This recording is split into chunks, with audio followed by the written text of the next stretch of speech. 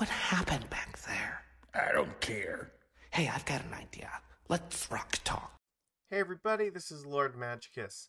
So, what we're going to talk about today is my experience at the SCG Legacy 10K event that took place in Philly, which, as the time of this recording, was yesterday. It was February 13th. So, I would like to go over what I did to prepare for the tournament, what the environment was like, and talk about the matches and everything, so you get an idea of what the experience is like, so you have an idea of how to prepare for your own tournament. So, let's talk about stuff we prepared for. So, I had not played Legacy for quite a while, for at least many, many months at that point.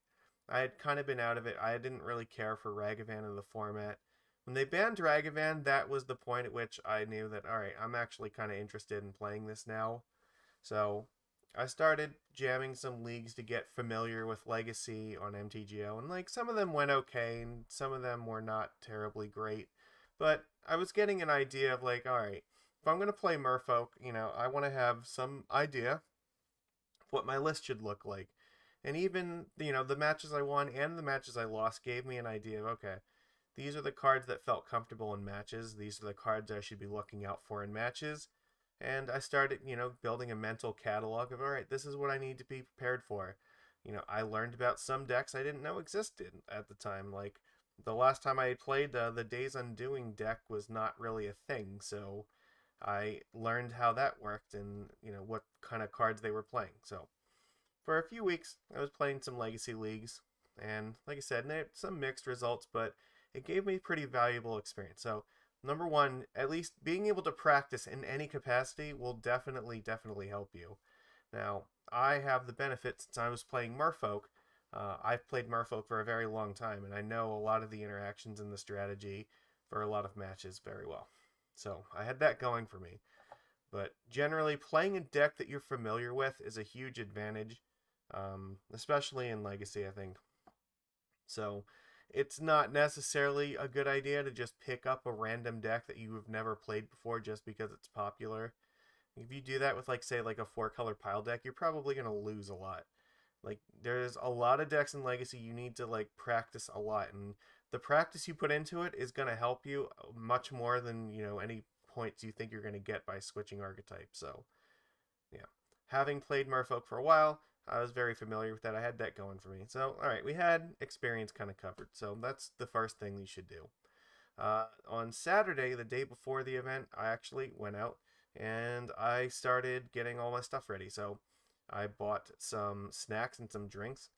It's important if you're going to play a really long event, and this was a 9-round event. So, I left my house at about 8:30 in the morning. I got up at about 7:30. I didn't get home until at around 11:15 p.m. So, it's a really, really long day. If you're going to play a really long event, you have to have a food plan. Like, because you don't want to be, like, getting hungry or dehydrated in the middle of an event, and that's going to be a huge distraction. So, the thing that I like to do is I usually go out and get some snacks to bring with me. Usually like granola bars, or this time I also got dried strawberries, and I got 2 bottles of Gatorade that I put in my backpack. And then that worked pretty well. So I always was sure that I had something to make sure I wasn't succumbing to fatigue of hunger and thirst halfway through. For the backpack itself, actually, one thing I highly recommend: don't bring more than you need to an event. When I'm preparing this stuff, I only put in the stuff that I absolutely know that I'm going to want to have with me. Because if you bring, more stuff than you need, you have to worry about, like, okay, is this stuff going to get stolen? Am I going to be able to pay attention to all this? Like, what? Yeah, it's just bring the bare minimum. That's what I recommend. Only what you intend to use for that, so you don't get distracted. So, and this also includes things like pen and paper, which I definitely had with me. Your deck box, obviously, in this case, I also had snacks and stuff.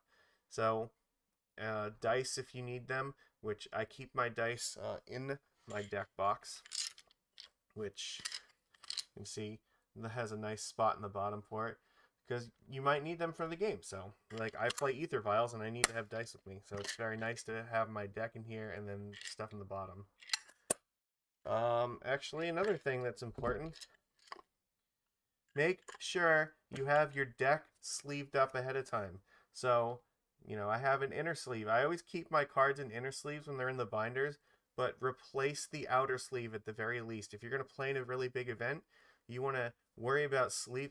Don't sleeve your deck at the event for two reasons. One, it's a bunch of time and stress that you don't want to have to go through when you're, you know, waiting for them to announce the event starting in 10 minutes and I haven't re-sleeved my deck yet. Oh god, no. And the second thing, like, anybody who's walking by is obviously just going to see you sleeving your entire deck, and it just might make it easy for them to remember in the future if you get paired. It's like, oh, well, this guy was playing Merfolk, and it's like, how many Merfolk players are there going to be? It's like, it's pretty, depending on what you're playing, sometimes it's not difficult to remember if you are a unique person playing a unique deck. Like, don't tell people, don't give them that advantage. So, and don't stress yourself out by doing everything at the last minute. Get your sleeves. All right. I usually use the Dragon Shield black mats. I have a whole bunch of them that just sit here. I usually buy them like display at a time, so I have them for whenever I need them. And sleeve your deck the day before. It's not that hard. It doesn't take that long, and you will save yourself so much time and energy on the actual day of the event. And also, in your deck box, make sure you don't bring more cards in your deck box than you absolutely need to have. The only card that's in here is a token card for my Brazen Borrower, and that's it. It's just that, my sideboard, and my deck. If you have like lands or something, or like cards for another deck that don't belong in there, take them out of your deck box, because if a judge catches you with those in your box, then you're gonna, you know, bad things are gonna happen. All right, you're not allowed to have other extra cards in your deck box. So just a very, very easy thing to just don't give yourself a game loss for that, or worse. So so do all that prep the day before, though. You'll save yourself so much time and energy. So yeah, the day before, I worked on that. So I made sure I had everything I needed. It was all put together, so I could just wake up, get a shower, and then eat my breakfast, and then go on my way. Then that's another thing that I'll say is important. Eat breakfast and get a good night of sleep. I made sure I don't use, like, I have a problem sleeping before events, so I gave myself 8 hours to sleep. You know, even if I don't like sleep the full 8 hours, it's still like gonna be better than just not having slept at all, or like, you know, for 3 or 4 hours. You don't want to be playing an event on like a half a night of sleep. That's terrible. Give yourself every opportunity to do well by resting, and make sure you have breakfast in the morning. That helps a lot. You know, if you're a coffee person, drink some coffee, or make plans to have that with you too. Like, it's a very, very it's a legal performance enhancing drug for these kind of things. So like, absolutely, you know, take advantage of it if you're the kind of person that benefits from it. So that's you know, all tournament stuff that's like outside the actual tournament itself. Those are all factors within your control that you can very easily manipulate to benefit you. So anyway, it was about an hour drive for me, so I drove there. I got there with at least a half hour before the event started, so I had plenty of time. Went down. Yeah, well, all right. So we're at this point. Star City had 2 requirements here. You had to submit your deck list online, which you should be submitting your deck. You should be doing your deck list early anyway, even if you have the option to submit it, like, you know, or to sit down and write it on site. Don't wait till the last minute. Same reason with sleeving your deck. Like, you should have your deck list already written up, and if you can email it, then you definitely should. And otherwise, just print it out and bring it with you. You don't want to have to spend time worrying about it when you're actually there. And same thing with sideboard notes. If you need sideboarding notes, make sure they're already written up before you get there. Don't leave it to the last minute to do that. So for this event, though, they did require you to submit a deck list through MTG Melee, and they also they had vaccine requirements. So you had to show proof of a vaccination or a negative COVID test for that. So I took care of uploading that and getting that all approved the day before, so I didn't have to worry about it when I was there. Because again, you don't just leave yourself like as little to do on tournament day besides play as possible, because you don't need to worry about all this extraneous stuff. So got that all taken care of, so I could just stroll in and just like wander around and relax until everything was ready to start. So that was all the pre-tournament work, in which there's a fair bit of it. Like, you know, we put in the work so we don't have to do it on actual play day. So there we go. Now we get into the part where we were playing 9 rounds of Legacy. So it started at 10 in the morning.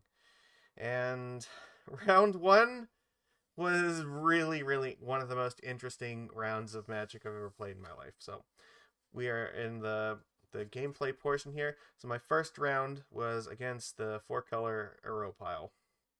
So I was playing, you know, my foiled out Merfolk deck, which is really, really beautiful. And I am very deeply in love with it. And I did check afterwards, and I was the only person that registered Merfolk, as far as I can see. So it's just, yeah, there's always got to be one, and I was the one. So I was playing against the 4-color Uro pile. So this person is playing Bant colors plus red, I believe. Because they have stuff like Pyroblast that they'll splash for. And I won 2-0 versus this person. Now, this was, again, one of the most interesting matches I've had in my life, because, first of all, I happen to be seated next to somebody who apparently watches me stream on Twitch, so which I thought was just hilariously awesome. What are the odds that, you know, he just ends up sitting next to me? And I had no idea that he knew at the time. I was just focused on my game, he didn't realize it either until you have the judge rolling. So I had a situation where I had played a True-Name Nemesis, and I copied it with a Glasspool Mimic. So I had 2 True-Name Nemesis in play, 1 Glasspool copy and 1 actual True-Name. Then on my opponent's turn, they decide, all right, I'm going to cast a Dress Down. Now, Dress Down removes the abilities from all the creatures. So my opponent believed that it would remove Glasspool's power and toughness in addition to its ability to have protection from a player. But I did not think that that was necessarily the case. So, you know what? If you're ever unsure about something, call a judge. Judges are there to be your friends. They are a free resource for you, and you would be foolish not to take advantage of that. The worst thing that they're going to tell you is that you're wrong. And you know what? If you're wrong, life goes on. But the best thing that can happen, they can tell you, oh, you know what? You're actually right, and the game's going to go the way you want. So don't be afraid to ask questions of the judge. You just have to make sure your question is specific. Word your question in a way where a judge is going to give you the answer that you want. Don't just say, like, okay, Dress Down just resolved. What happens? Like, that's not a specific question. Like, you need to like really present like in detail what it is that you want to have happen here. So in my case, you know, I asked them, all right, Dress Down is resolved. We would like to know the power and toughness of the Glasspool Mimic that is copied the True-Name Nemesis. It was already in play before the Dress Down happened. So the first judge was actually on their way, I think, to a different judge question at the time, and did stop and tried to answer it, but it didn't seem like he was really too sure about it to me. So when he gave his ruling, he also mentioned that I was free to appeal it to the head judge if I wanted to, because he had said that it would be a 0-0 and die. And I thought about it for a minute, and I sighed. So I don't very often call the head judge, but I was reasonably sure that I don't think it actually becomes a 0-0. And so I decided, you know what? It's free to appeal to the head judge. You don't lose anything by doing that. So, and though again, the worst thing the head judge is going to tell you is that, nope, the ruling stands, you're wrong, and move on with life. So I asked to appeal to the head judge. And my opponent was getting very upset because they were very, very sure that they knew how this interaction worked. And you could tell that he was very, very upset, and just, you know what? I don't care. I have every right as a player to call the judge, and it's you shouldn't get upset about that. That's just part of the.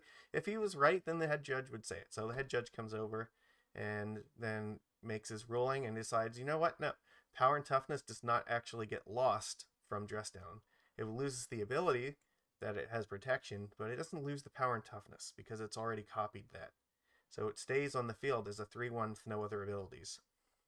So the Glasspool Mimic did not die. And that really, really tilted my opponent.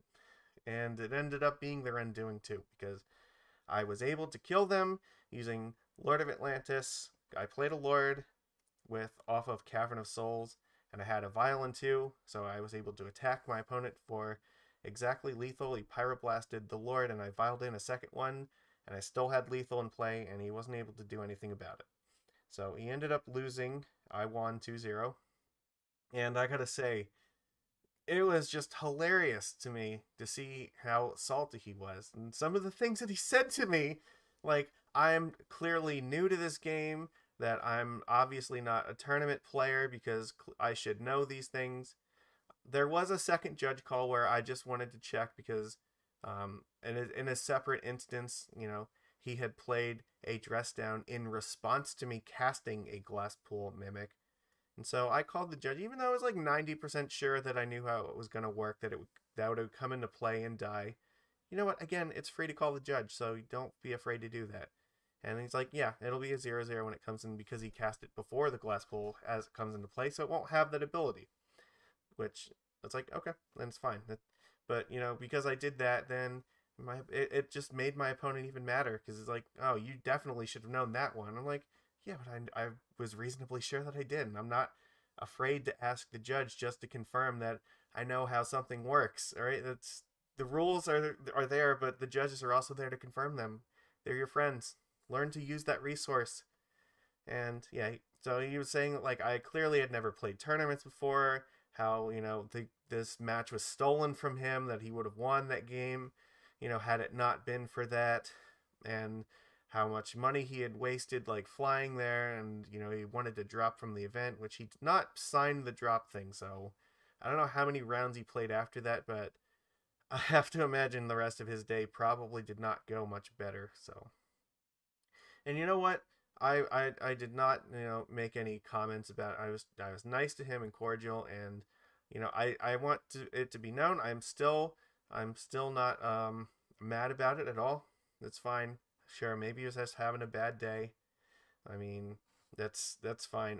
I don't think it's an excuse to, talk and treat people that way, but I am a big boy and I can handle it because, as it turns out, I have played this game for a very long time, and I've been playing Legacy for at least the past 10 years. So, yeah, I'm not fazed by it at all, but the match next to me actually had been paying attention to that, and yeah, like, since they were right there and they got to listen to the whole thing, like, they were not amused by his antics. And turns out, yeah, that's how one of the other players and I had bonded, and then we were talking and meeting up with each other for the rest of the day because of that. So that was interesting. So that was the start of my event. I won the first match 2-0 through all of that ridiculous drama, and it's just, I gotta be honest, I'm a Merfolk player, so if I'm getting salt like that, that just sustains me. I haven't gotten a whole lot of it from a lot of people. I haven't gotten to play a lot of paper Magic in the past year because of the pandemic. Same thing, like, I don't play a whole lot on MTGO. Usually about 1 league a week, maybe 2. Usually, but it's not a lot, and, like, I don't usually get a lot of salt. But that right there was just like a year's worth just condensed into like 3 to 5 minutes. And it was really funny to me. But you know what? Like I said, I don't wish any ill on him, and I hope you have a good life because you definitely seem like you're gonna need all the luck you can get.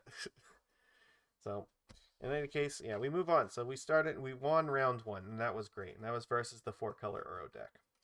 So the second round, I got paired up against one of the guys from the Legacy pit. I don't really follow them that much, so I'm not like super familiar with them, but he was very nice. He was playing Blue-Red Delver, and I believe in game 1 I did not keep a terribly good hand, so he was able to win that fairly easily.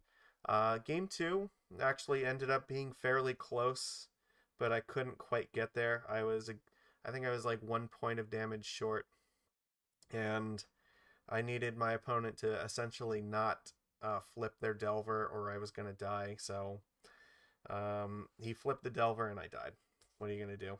It came down like really close, within one attack for each of us. So it was rough, but the second round I ended up losing 0-2, but it was still fun. Like every other person that I played for the entire rest of this event was definitely a lot more pleasant and fun to talk to while we were playing. So third round I played against Yorion Taxes.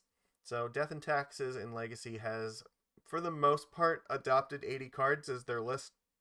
Yorion's really good. It's also something you can pitch to Solitude, which they are now also playing. And they have... and I think this is the really relevant thing for Merfolk. And I mentioned this a little bit on Anu's stream because I had stopped by for a few minutes while he was doing coverage. Also, shout out to him again, by the way, because it was great that I think there were at least him and one other person at least were doing Legacy's coverage there for the event, which I was really, really excited to see that. And he was interviewing random people about like how they were doing and what decks they were playing, what cards they liked and didn't like. So that was fun. I got to talk with him for a few minutes about it. So one of the things I had mentioned too, Sword of Fire and Ice has been dropped from a lot of these Death and Taxes lists, and instead they're playing Cauldron Complete. And the thing is, against most of the decks, that's probably better, but against Merfolk specifically, I think that's actually a lot better for us because it's really difficult for our deck to beat a Sword of Fire and Ice because we don't have a lot of removal that's going to deal with it. However, we do have a lot of stuff that can push past Cauldron Complete. So Merfolk Trickster Trickster can tap it down, which is fine. But we also have stuff like Brazen Borrower, which can bounce the Germ token and it just goes away. And they're basically never re-equipping it until a point in the game where you've already lost anyway. So, like, effectively, a petty theft on the token will just get rid of it forever. Dismember also is fine. But also, I was playing Suspend in my sideboard, which I did bring in against that deck. And Suspend ended up being very good. He had Batterskull and the Cauldron Complete, but because I had both Suspend and Dismembers, I was able to keep the Germ tokens from ruining my life. And other than that, I think, yeah, it was pretty clear. Like, the strategy for Merfolk against Taxes, I think, is just if you can like bring in a bunch of interaction and removal, and like just keeps the board clear. As long as you have more creatures than they do, you will probably get there. And it's a little bit clunkier for them now, I think, now that they're relying on stuff like Cauldron. Yeah, I didn't really it like we went to 3 games, and I was on the play, so the play definitely matters a lot too. One game I did win by just playing a bunch of lords, and sometimes that's great if they're like on a removal light draw. Like the Thalia was not in any way capable of stopping that draw, so I was able to crunch past it pretty hard. And yeah, I think there's also sometimes you can play Tide Shaper and Island Walk your way to victory, so we can sneak in a few extra wins that way too. Overall, I think the Death and Taxes matches is significantly better for us than it used to be. And I'd say a large part of it is just because we don't have to deal with Sword of Fire and Ice. Cauldron Complete's way easier to deal with for our deck specifically. Probably a lot harder for like Delver because they're still on stuff like Lightning Bolt and Pyroblast. But yeah, I think that was fine. So I didn't really have too much trouble. I won that one 2-1. Alright, round 4 is when I played against the Days Undoing deck. So this deck is playing the combo of Days Undoing plus either Hull Breacher or Narset Parter of Veils. And the idea is that they resolve one of those two things first, and then they cast Days Undoing so that you don't get to draw a bunch of cards, and they do get to draw 7 cards. Now, Days Undoing will end their turn immediately, but if they have the Hull Breacher out, they get to have 7 treasure tokens, and you get 0 cards. If Narset is out, they get 7 cards and you get 1 card to replace everything in your hand that you lost. So it has an incredibly powerful kind of combo to it, where if they resolve it once, it's usually enough for them to just like hold control over the game, because like how do you lose with like a grip of 7 versus like 0 or 1 cards, right? However, Merfolk, I think, is in a unique position where even if they resolve the combo, it's not an auto loss for us, because we have True-Name Nemesis, and this is where this part of the story matters a lot. True-Name Nemesis is our workhorse right now. In the format, once it resolves, it is really difficult. Like they have, like a lot of decks have to try very hard to get rid of it. So they have to use things like Dress Down. Like that's probably the most common way that you're going to see a True Name get answered, is a Dress Down plus another removal spell that will then, like, maybe they'll Prismatic Ending it for 3 or something like that, or like Pyroblast or something.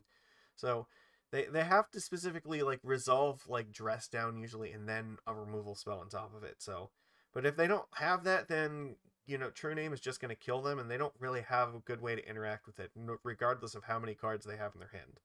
So you don't ever want to just give up versus this deck, because sometimes even after they Days Undoing, if you have a Cavern of Souls in play, you can just play True-Name Nemesis, name them, and they might just be close enough to dead where you can kill them before they can actually find a win condition. This deck doesn't play a whole lot of actual win cons in it. Usually it's just like a few copies of Hull Breacher, maybe like some Snapcaster Mages, and then like 2 Shark Typhoons. And like that's how they actually plan to win the game. So they have to actually dig a fair bit in order to find a way to beat you. And you have some time to draw your way to a victory through that. So be careful. You don't have to just concede to Days Undoing. You can actually sometimes still get your way. So I ended up, I was on the draw, but I won game 1. Game 2 I did lose. And then game 3 I ended up winning. So both of us had mulled in game 3. Game 2 I was the one who mulliganed to 6, so it hurt a little bit, but overall, like, yeah, I think that match is not that bad for us. We have a lot of ways to interact with it. We have forces. They're going to have stuff like Pyroblast and Force of Will to protect themselves. I think they also play Daze as well. So be careful of that. I don't know if all of them have Dazes or not. I'd have to actually go and check the list, though. You'll probably see it here. But definitely like Pyroblast, definitely Force of Will. So you got to watch for those things, but they'll try to fight over protecting their combo part, and usually it's just so you can petty theft either one of the pieces, either the Hull Breacher or the Narset, in response to Days Undoing, so that's also an answer to it.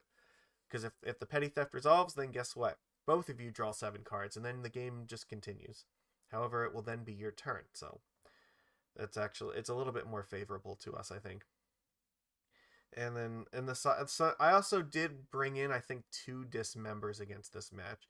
I didn't need all of them, but I brought in 3 Force of Negations, and I brought in 2 Dismembers, and I believe what I took out was 3 Harbinger of the Tides and 2 Lord of Atlantis.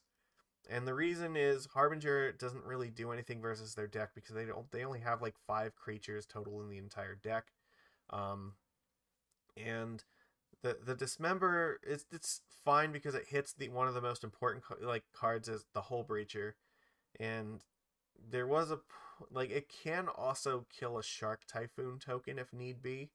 So if that's a concern, like you obviously can't counter it when they cycle it, but you can like either bounce or tap it or dismember it that way. So it was interaction for that too, but mostly I brought them in as a hedge against the Hull Breacher, just because being able to kill it for 1 mana was pretty relevant, and they can't Pyroblast that either, so they have to burn an actual Force of Will on the Dismember if they want to keep it. And I took out the 2 Lord of Atlantis because that's not really a deck where you need Island Walk again, because they don't have a lot of creatures, so you can just push through pretty easily. Like, it really comes down to, like, once you stick True-Name Nemesis versus them, it's very difficult for them to wiggle their way out of it. So, yeah, like, you don't need to overcommit.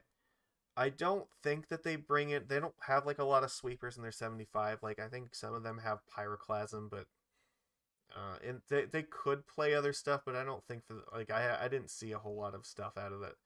I played versus this deck twice, I believe, and neither time like they didn't have like supreme verdicts or anything that I saw, at least. So it seemed like it was like, it's still though, like, you don't need to overcommit to the board, but at the same time, like, there's yeah, like, going wide, like, it's not that important. So I would rather hold up some interaction. So you don't need the island walk. So I guess like the two lords were just like, okay, it's fine. Like, it's fine to have them, but I thought the rest was okay too. Like, Trickster is fine too, just because you can play it at the end of turn, and you can also hold up Petty Theft that way. So if you're passing the turn and they, have like Narset in play, you don't have to put shields down to just commit a creature to the board. Or same thing, if they tap out for Teferi and you have like one creature in play, flash in a Trickster, and then they can't get rid of all of your creatures, so you can actually go after Teferi that way and keep your counterspells alive. So I thought the Trickster was a little bit better. I thought, like, I don't think I ever cut Silvergill the entire day. Like, it seemed like it was just fine to have, just drawing extra cards. The Tide Shaper being 1 mana was also pretty relevant too. A 1 mana 2/2 is nothing to scoff at, for sure, in this format. There were 1 or 2 times where it's actually relevant to use its ability, but really just as a 1 mana 2/2 for the most part, like, it is actually pretty good, because I played against a lot of blue decks. So when you actually start looking at all the cards in the deck, there really wasn't much else. If I wanted the 2 Dismembers, the Lord of Atlantis was kind of like the only thing that was like, I guess I don't really need 8 Lords. I think I'm fine with just 6. So, alright, so that was round 4. So at this point now we have lost, we're at 3-1. So, yeah, we only lost 1 round. But the day starts to take a turn here. So, round 5, I'm playing against Pile, and except instead of the red splash for this one is splashing for black. And I lost game 1. I was able to get there in game 2. It was difficult because I had my opponent close to dying in game 1, but they managed to stabilize with and I just ran out of gas. Like, this was one of the disadvantages of going with taking the relics out and going with just Grafdigger's Cage. Relic would improve this match by a lot. Because if you have relics in play, it is like they have to burn prismatic endings on it just to keep Uro in the, like, as a castable card. And yeah, it becomes difficult for them to ever actually, like, escape it. But in this case, they were able to escape Uro, and like, I had gotten them to 8, and then they went back up, and then I was fighting through it. I got them down all the way to 3 at one point, but I just wasn't quite able to close it out in game 1. So game 2 was able to pretty quickly just like aggro him out before he ever got a game going. So that was pretty simple. Game 3, this is where sadness is. Remember, this is the black splash of Bant, not the red splash of Bant. So my opponent resolved a Plague Engineer, which definitely hurt my ability to race him. And then my opponent resolved a second Plague Engineer before I was able to ambush the first one. So back-to-back Plague Engineers. Like, once you have 2 on the board, it is all but impossible for me to deal with it. And I did not bring in Dismember for this match, and maybe I should have. It's definitely possible, because this deck had Baleful Strix in it, and he also had 2 Plague Engineers on the sideboard, and just happened to draw them both in game 3. So the Black Splash, I don't know, maybe I'm supposed to have it just for that card, but there wasn't like I figured that I could reasonably beat 1 Engineer, but I did not think that, I wasn't planning to try to defeat 2 Engineers. So that one unfortunately slipped through a grasp at the end there. It was almost possible to stabilize until Engineer number 2 happened. So Fish was unhappy there. So yeah, that's we went down to 3-2 after that. And then in round 6, we were playing against Jeskai Mentor. And there wasn't really a whole lot to discuss here. Basically, my opponent just managed to resolve a Monastery Mentor really early in both games, and I just did not have an answer to keep me alive through it. Game 2 was really, really close. I was able to put the opponent down to 3 life before I ended up dying to a bunch of Mentor tokens being able to attack and kill me. Not much I could do about that. That was just how that worked. So the thing is, like, against the Mentor decks, if Mentor doesn't resolve early, you have very good chances of winning.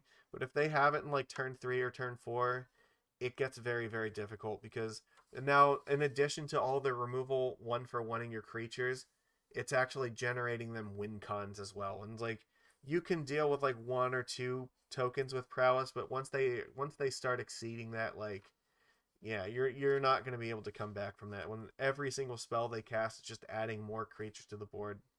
Yeah, the Mentor has to either not resolve or it has to die immediately. So, or the opponent has to die before the Mentor, becomes a thing.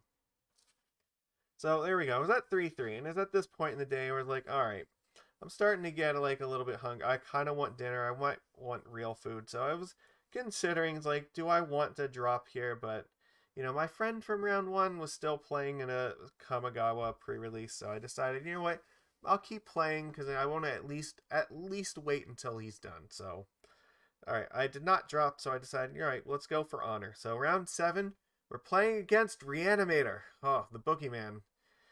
All right, and so my opponent was playing a more classic version of Reanimator. The current builds look more like they have Griefs and Archon of Cruelty in them. His build, I believe, was just more like the old school way, where it had stuff like Inkwell Leviathan. He had Gristlebrands, just a lot like of the old cards. So, I mean, it's still really, really devastating and powerful. I think, obviously, like, Archon of Cruelty is just, if that resolves, it is devastating against a lot of decks. So there's that, and the ability to like have Grief also come back as a creature, like with Reanimate and stuff, that is very powerful. But he was playing what he had and what he was familiar with, so it's fair. And I believe here I won game 1. He mulliganed and did not really ever find a hand that worked for him. Yeah, there wasn't really much for him to do. I believe I forced his Entomb, and that was pretty much it. Like, I forced Entomb just to started attacking him with creatures until he just couldn't put up a fight, and then he died. And then game 2, game 2 was pretty similar. I did mulligan down. I believe I mulliganed to like our Cavern of Souls, Grafdigger's Cage, Aether Vial, Force, and a creature, I think. And that ended up being enough. So the Grafdigger's Cage bought me a bunch of time, and then I was able to get some creatures out on the board. He did eventually, he did resolve an Entomb for a what's the one? Shenanigans. Yes, Shenanigans. So remember that Grafdigger's Cage only says you can't cast things from the graveyard, but Shenanigans can still dredge. So he dredged it back to the top of his deck, and then used the Shenanigans to blow up my Grafdigger's Cage, which then he was at 15 life, and he was able to then cast Reanimate on Gristlebrand. Now, the problem for him was that Gristlebrand costs 8 mana, and so Reanimate made him lose 8 life, so he's at 7, so he can't draw 7 cards off Gristlebrand. So he has Gristlebrand at 7 life. It has lifelink, so it's a good blocker, but unfortunately for him, at that point I had a Brazen Borrower in my hand, and I was able to cast Petty Theft to bounce the Gristlebrand back to his hand, attack him for 6 damage. I think I had 2 Lords in play at that point, so he goes to 1 with Gristlebrand in his hand, and unfortunately is not able to do anything else. So there we go. Clocking him and managing to keep him at 15 was a very critical number, because it meant he couldn't reanimate Gristlebrand and draw 7 cards to put out like a ton more guys. So super huge there. It actually turned Petty Theft on, so that way bouncing the creature was relevant. And then, yeah, that ended up killing him. So we 2-0'd versus Reanimator. So now we're back positive with our score, 4-3. And all right. Yeah, I decided that, all right, well, you know what? We're here. We're going to go for this. Let's go play round 8. Why not? We're playing mostly for pride at this point, but still theoretically, like, the last person in 32nd place was still gonna have, I believe, 18 points. So it was not unreasonable to assume like there was a chance that could still get prizes for this. So I decided, you know what, we're not losing anything. We'll just play. And round 8, I played against Jeskai Stoneblade. Now, this player in his deck, I believe he was playing a Jeskai deck, but he also had Punishing Fire and Grove of the Burn Willows. And at one point, he did manage to successfully get his combo online with that. So he had the Grove and the Punishing Fire. But I was on the play game 1, and I was still able to get through all of his nonsense and kill him. So this is a match where True-Name Nemesis did a lot of work. Game 2, he managed to just barely kind of get there. Life totals were both single digits at that point, but he won the race, unfortunately. And then Game 3, I was very, like, I dismembered his creature on, I think he played a Delver on turn 1, and I dismembered it, because he had Mold to 5, and I had also Mold to 5. Again, my hand was like Cavern of Souls, Aether Vial, Dismember, and I want to say like True-Name Nemesis, and then like some other creature. I actually put 2 islands back on the bottom of my deck. So I had the choice between Aether Vial and Cavern of Souls, and I think, yeah, I want to say the other creature was a Tide Shaper, so it was like True-Name Tide Shaper, Dismember, Aether Vial, Cavern. And I kept that on 5 cards and put 2 islands in the bottom, which was a little bit risky. I was on the play, and I figured, okay, I don't have to worry about like days and the chance, because he was also now on 5 cards, so like the odds that he was gonna have Force in his hand and just go down to 3 cards in order to force my Vial didn't seem like it was super likely. So I felt a little bit safe being on. If I was on the draw, then maybe I would have kept 2 lands instead of, you know, Vial and land. But on the play, Vial land seemed like the better choice, and it worked out because he played a Delver in turn 1 and I dismembered it, and he was not able to get back into the game until I had already managed to get some true names on the board and was pressuring his life total a lot. So, and at that point it was pretty academic, so I was able to win that one 2-1. And so we are what, now 5-3 going into the last round. So figured, all right, we made it this far, we may as well finish up.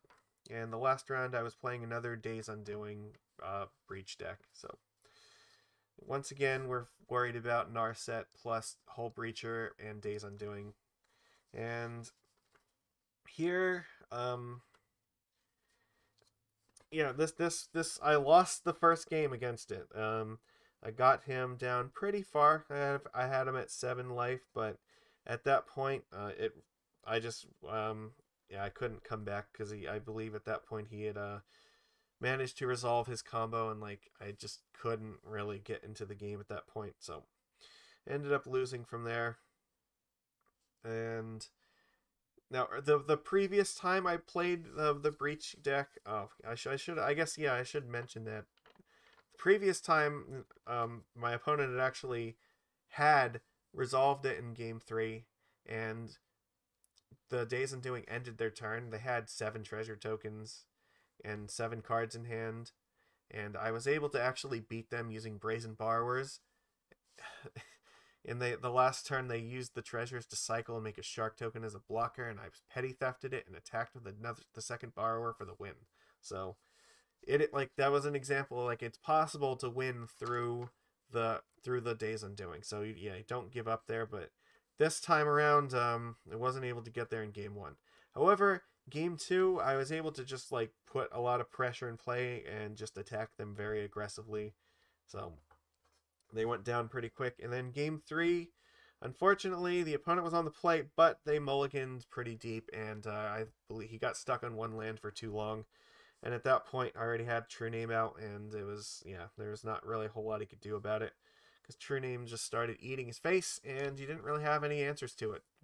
By the time he found his second land, it was too late. True-Name was already going to punish him pretty much no matter what he did. So the last game of the last match ended up being, pretty lucky in my favor. So we ended up winning 2-1.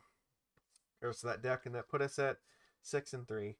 Unfortunately, I think I was about 74th place at the time because my tiebreakers were not terribly great. So we both kind of knew, like, we were like 74th and like 73rd or something like that. So like being paired against each other, it didn't really matter who won. Like our breakers were so bad that we were like not going to make the top 32 anyway. So I didn't bother to stick around to see exactly what place I ended up in, but it would have been just shy outside the top 32. But still, the like I said, 18 points was enough to make top 32, I believe. So some 18 pointers did get in, and depending on your tie breaks, like we could have got there. So it was a little unfortunate that the tiebreakers didn't end up being that good, but still, 6-3 was not bad at all for having been the only Merfolk player in the room. I think I was a pretty good performance. And to be honest, if we look at the matches that we lost Delver, we lost against Days Undoing, and we lost against the Jeskai Mentor deck. Those are all matches that are definitely winnable. Like, if things had if the luck had rolled a little bit more in our favor, like we could have won those matches. Now, I didn't end up playing against any of the artifact decks that day. There were some artifact decks there. Like I saw some painters. I think there was a blue affinity deck that actually ended up doing very well too.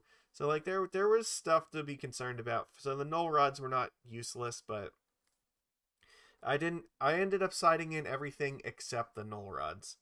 And that happens sometimes. Like we were diversified against some a part of the meta that we didn't see, but you never know what's going to be the case there. We saw more blue decks than we saw like actual combo. Like we didn't see like Storm, for instance, or like I said, we didn't play against Painter. So the Null Rods would have helped more there. Otherwise, like I think that the list was pretty fine. The only card that really didn't perform as well as I had hoped was Harbinger of the Tides. I ended up siding that out a fair bit. I'm not sure exactly what I want to do with those slots, but I mean, it was okay. It wasn't terrible at all, but it was fine. It wasn't like good. It wasn't bad. It was just kind of there, and it ended up being a card that got sideboarded out for like Dismembers or Force of Negations or something more important. So. But yeah, overall, I was pretty pleased with the way that the tournament turned out, and that 6-3 result, I have a feeling was probably a little bit better than my round one opponent thought I was gonna do. So that was kind of the cherry on top that really made it for me there. So overall, yeah, like I think that we did a good job showing that Merfolk was not an embarrassing choice of deck for Legacy. It definitely felt like I said, if we had a little bit more luck on our side, like it was definitely close to like top 8 numbers. If we could have stolen one more match, and there definitely were games where that was possible to like if things tilted like by 1 or 2 life points, in our favor, if the opponent just missed one draw or something, we could have gotten there. So it wasn't an embarrassing choice of deck. It's still really powerful. There wasn't as much Plague Engineer, as I've experienced in the past. Plague Engineer seems to be at somewhat of a low, and that makes sense given that like it's not very good against like some of the top decks, like the Uro deck. It's pretty bad against. It's not great against the Delver deck. It's not great against the whole Breacher deck. So it's not a whole lot of engineers flying around. But, there's still going to be some, because you have to be prepared against stuff like elves and goblins, which, they're still out there. I saw a few people playing each of those decks, so, like, there were some in the room. But otherwise, like, playing multiple True-Name Nemesis, playing, like, True-Name, and then copying True-Name with Glasspool, very, very powerful strategy in Legacy still, especially when you pair it with Aether Vial and Cavern of Souls. That's where Merfolk's strength comes from, and so when those things are at a reasonable power level in the format, Merfolk's going to do well. And one thing that I had also realized, and like I don't remember if this came up I think there were 1 or 2 games where I did do this. Cavern of Souls naming rogues means that you can cast Brazen Borrower, True-Name Nemesis, and Glasspool Mimic uncounterably. you almost always the first Cavern of Souls is going on Merfolk, but sometimes the second or third one you might consider Rogue because of Borrower and Glasspool, and you can still kind of get away with it because of True-Name a little bit too. But that means when you're going to copy True-Name, your Glasspool can't be countered, and yeah, that just helps you get that density of uninteractable stuff that you need to push through for victory. So kind of like in the past how we had Phantasmal Image when you could violate it off too to try to win with it uncounterably like that. Well, it's also not as bad now to take Vial up to 3 as a way to put things into play uncounterably. So taking Vial to 3, putting Glasspool in play, copying True-Name, very, very powerful strategy. So I don't think that I would want to go less than, I don't know, the 3 copies of Glasspool that I have. At one point I had 4, but I wanted the slot for other stuff, so 3 is probably the number I like here, and I also like the 3 Borrowers. I think those were totally fine. Though there was a match, I think, versus the one Days Undoing deck where I used all 3 Borrowers to win that game, so it helped a lot. It's also very good against, like I said, all the Stoneforge Mystic decks. Brazen Borrower is very helpful. You have Petty Theft for their Germ tokens, and that's just going to slow them down by a lot. So, like I said, very, very happy. And then after the tournament was over, I met up with the guy from round 1, the Fish Fam supporter who he had played Hogak and had been really debating on playing Merfolk, but had decided not to, and was a little bit regretful about that. But it was like, it's okay. You play what you're comfortable with. That's fine. And then he was just like torn between the two, and just it's. I don't know. It was a little bit sad to be the only Fish player in the room, but at the same time, at least I'm glad that we had a pretty decent result for the deck. So we went out, we got dinner afterwards. That was pretty great. We're watching the end of the Super Bowl. It was a good tournament experience. It was also kind of funny because when I went to sleep the night before, it was nice and like warm outside, and then when I woke up, it was like 3 inches of snow on the ground, and by the time I got home, like most of the snow was gone. It was just absolutely crazy weather the entire day too. So it was a fun tournament experience. Like I said, I'm very pleased with how the deck performed, and it was just really fun to play Paper again. I was actually really pleased with how Star City Games also put it together. They like I said, had the COVID testing or vaccination card requirement, and mask requirements were there, so everybody was wearing a mask. Nobody complained about it. I did not see anybody just randomly walking around without a mask on or anything, so people respected the rule pretty well. Yeah, and like I said, it was a good time. They did set up the tables so that there were only 2 matches next to each other on one table, which is great, because now we had like twice the amount of space that you normally would have gotten in the past to play in your match. So it was nice having actual like table space to play, so you're not like shoulder to shoulder with people trying to jam as many games on one long table as possible. No, this was nice and spread out.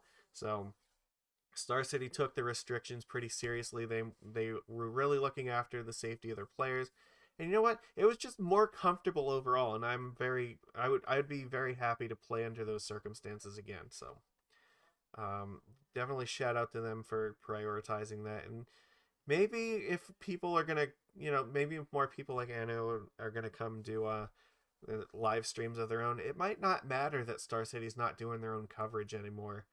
We have plenty of people who want to go to these tournaments to stream on Twitch anyway, so everybody seemed cool with it. Like there weren't any major problems on that front as far as I know. So I watched a little bit of some of the stream afterwards, and yeah, I thought it was great that we everybody who was crying about no coverage and stuff, well, guess what? You got your damn coverage, all right? People were there to fill the hole in the market for you, and we got that on top of protecting the players that were there. So like I said, I thought it was a really good event. I'm glad that it worked out the way it did. And, I had fun.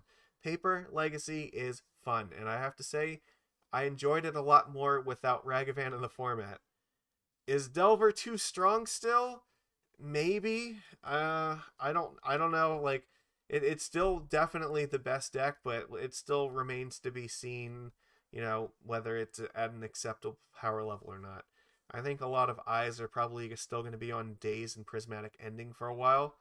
Those two cards seem to come up in conversation a fair bit, but other than that, like, I thought it was a pretty fun day. We had a decent variety of decks. Like, we were a little bit kind of multicolor heavy, so maybe there was some room for some more like back to basics kind of stuff. There was a burn player that was at the top table, so you know, Price of Progress was out there doing the Lord's work. So maybe we'll see a meta shift towards more burn decks punishing these greedy 4-color and 3-color decks. Definitely possible. So maybe the format's fine the way it is.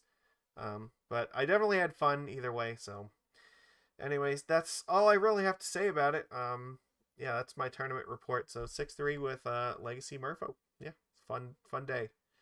That's all I've got for now. So everybody, thank you for watching. I will see you again next time. Take it easy.